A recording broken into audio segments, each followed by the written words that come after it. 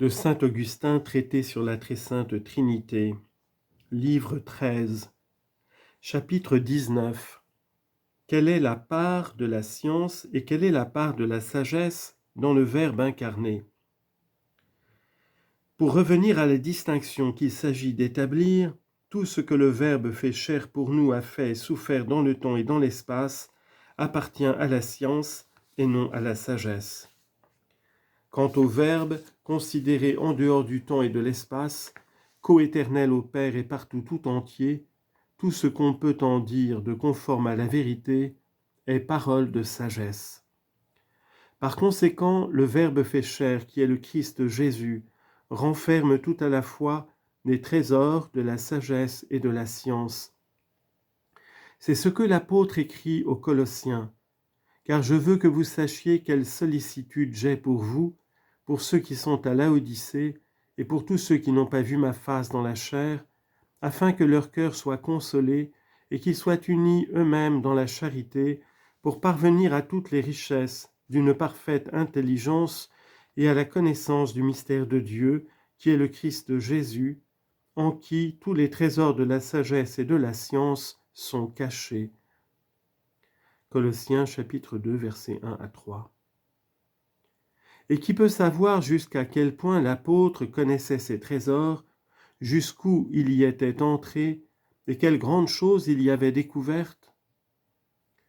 Pour moi, m'en tenant à ce qui est écrit, « Or à chacun est donnée la manifestation de l'Esprit pour l'utilité, car à l'un est donnée par l'Esprit la parole de sagesse, à un autre la parole de science selon le même Esprit. » 1 Corinthiens 12, versets 7 et 8. Si la distance entre la sagesse et la science consiste en ce que la première appartient aux choses divines et la seconde aux choses humaines, pour moi, dis-je, je les reconnais toutes les deux dans le Christ, et tout fidèle les y reconnaît avec moi. Et quand je lis « Le Verbe a été fait chair et il a demeuré parmi nous », dans le Verbe, je reconnais le vrai Fils de Dieu, dans la chair, je reconnais le vrai Fils de l'homme, et les deux réunis par une ineffable surabondance de grâce en la personne unique du Dieu homme. Ce qui fait que l'évangéliste ajoute « Et nous avons vu sa gloire, comme celle d'un Fils unique, comme celle qu'un Fils unique reçoit de son Père, plein de grâce et de vérité. » Jean 1,14. Si nous rattachons la grâce à la science, la sagesse à la vérité, ce ne sera pas nous écarter, je pense, de la distinction que nous cherchons à établir entre ces deux choses. En effet, dans l'ordre des choses qui se sont faites dans le temps, le point culminant de la grâce est l'union de l'homme à Dieu dans la même personne.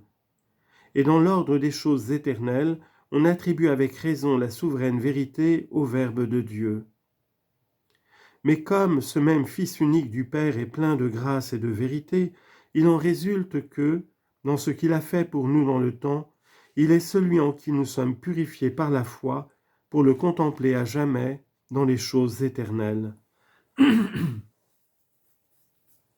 Quant aux principaux philosophes païens qui ont pu comprendre les perfections invisibles de Dieu par les choses qui ont été faites, comme ils raisonnaient sans le médiateur, c'est-à-dire sans l'homme Christ, et qu'ils n'ont cru ni aux prophètes qui annonçaient sa venue, ni aux apôtres qui le disaient arrivé, ils ont retenu la vérité dans l'injustice, ainsi qu'on l'a dit d'eux. En effet, vivant dans ce bas monde, ils n'ont pu que chercher quelques moyens d'arriver aux objets sublimes qu'ils avaient compris. Et ils sont ainsi tombés aux mains des démons menteurs qui leur ont fait changer la gloire du Dieu incorruptible contre une image représentant des oiseaux, des quadrupèdes et des reptiles. Romains chapitre 1, versets 18, 20 et 23. Car c'est sous ces formes qu'ils ont créé ou adoré des idoles. Donc le Christ est notre science et aussi notre sagesse, c'est lui qui nous donne la foi aux choses temporelles, c'est lui qui nous apprend la vérité sur les choses éternelles. Par lui, nous allons à lui, par la science, nous tendons à la sagesse, et cependant, nous ne nous éloignons pas de ce seul et même Christ, en qui tous les trésors de la sagesse et de la science sont cachés. Mais pour le moment, nous ne parlons que de la science, nous réservant de parler plus tard de la sagesse, si Dieu nous en fait la grâce. Toutefois, ne donnons pas au mot une acception si étroite que nous nous interdisions d'appeler sagesse la science des choses humaines, et science la sagesse qui s'occupe des choses divines. L'usage élargissant le sens des mots applique souvent à l'une et à l'autre la dénomination de sagesse ou de science.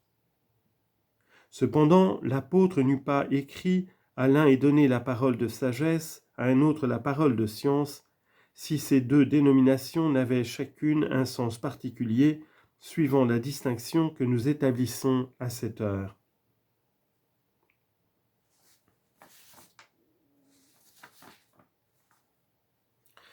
Chapitre 20.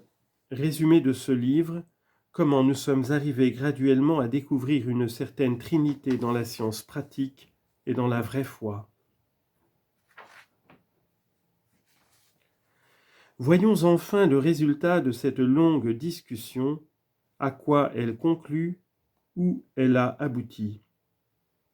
Tous les hommes désirent être heureux, et cependant tous n'ont pas la foi qui purifie le cœur et conduit au bonheur. Ainsi donc, c'est par cette foi que tous ne veulent pas, qu'il faut tendre au bonheur que personne ne peut pas ne pas vouloir. Chacun voit dans son cœur qu'il veut être heureux.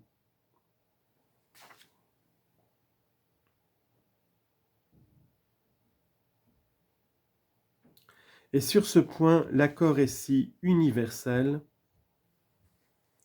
qu'on ne se trompe jamais en jugeant de l'âme des autres d'après la sienne. En deux mots, nous savons que c'est là le vœu de tous. Or beaucoup désespèrent d'être immortels, bien que sans cela, ce qu'ils désirent, c'est-à-dire le bonheur, soit impossible. Cependant, ils voudraient être immortels s'ils pouvaient l'être, mais ne croyant pas le pouvoir, ils ne vivent pas de façon à pouvoir le mériter. La foi est donc nécessaire pour parvenir au bonheur, à la jouissance de tous les biens, soit de l'âme, soit du corps. Or, que cette foi repose sur le Christ qui est ressuscité d'entre les morts dans sa chair pour ne plus jamais mourir, que personne ne puisse être délivré que par lui de l'empire du démon au moyen de la rémission des péchés, que la vie soit nécessairement malheureuse avec le démon, et que cette vie, ou plutôt cette mort, soit sans terme, voilà encore ce que cette même foi nous enseigne. J'en ai parlé dans ce livre comme je l'ai pu et aussi longtemps que je l'ai pu, et déjà j'en avais traité longuement dans le 4e livre de cet ouvrage. Mais dans un but différent, là pour faire voir pourquoi et comment le Christ a été envoyé par le Père dans la plénitude du temps, et réfuter ceux qui prétendent que celui qui envoie et celui qui est envoyé ne peuvent être égaux en nature. Ici, pour établir la distinction entre la science active et la sagesse contemplative.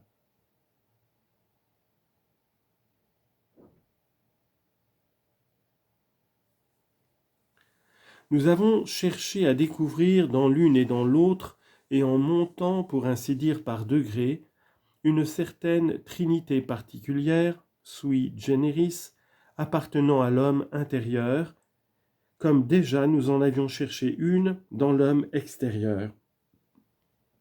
Notre but était d'exercer notre intelligence sur des objets d'un ordre inférieur, afin d'arriver dans la mesure de nos forces, et si cela est possible, à contempler au moins en énigme et à travers un miroir, la souveraine Trinité qui est Dieu. 1 Corinthiens 13-12.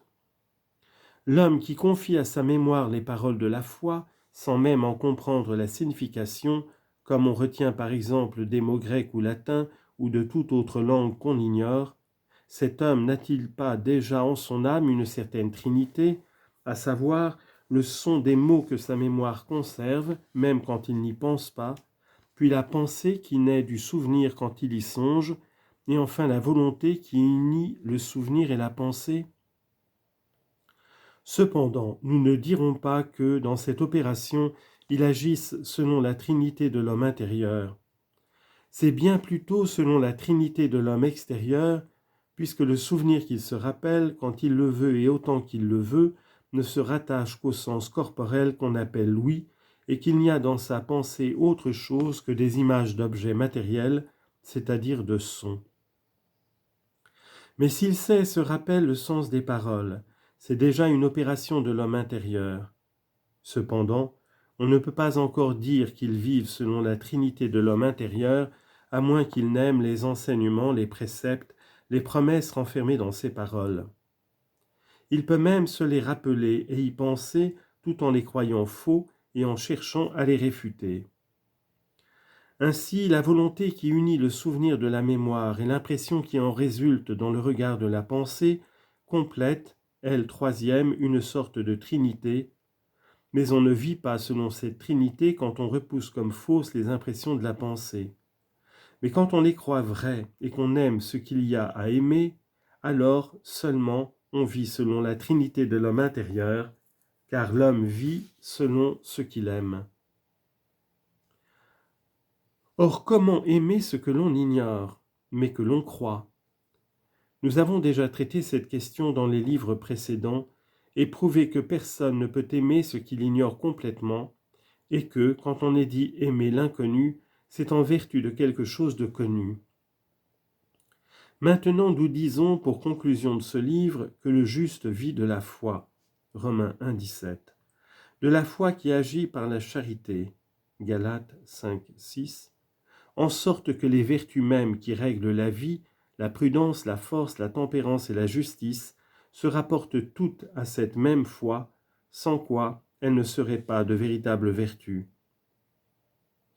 Du reste, quelle que soit leur valeur, elles ne peuvent en cette vie dispenser de la rémission de tous les péchés, et celle-ci ne s'obtient que par celui qui a vaincu en versant son sang le prince des pécheurs. Toutes les connaissances qui résultent de cette foi et de cette conduite pour l'âme du fidèle, quand elles sont contenues dans la mémoire, vues par le regard de la pensée et acceptées par la volonté, forment une certaine trinité particulière, sui generis. Mais l'image de Dieu dont, avec son aide, nous parlerons plus tard, n'est point encore ici. C'est ce qui sera mieux démontré quand nous aurons fait voir où elle est. Le lecteur s'en convaincra par le livre suivant.